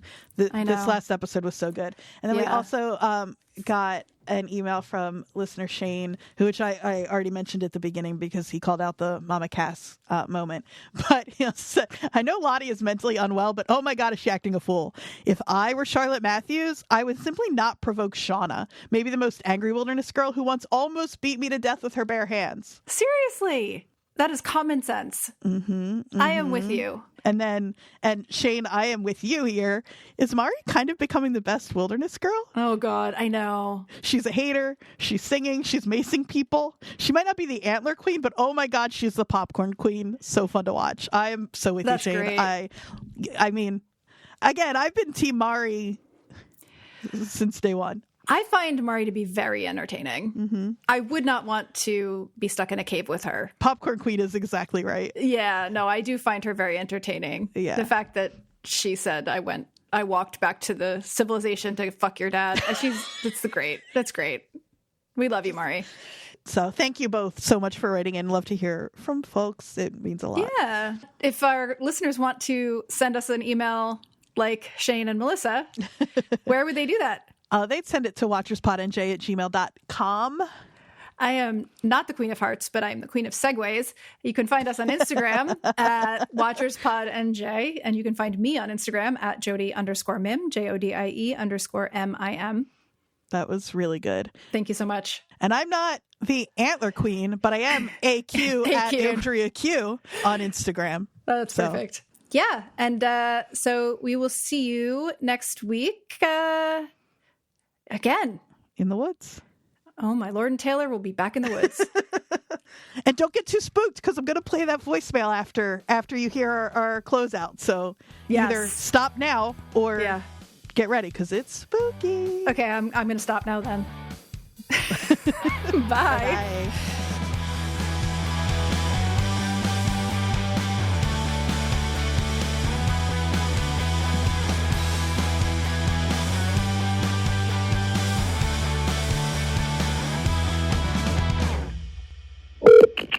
Greetings.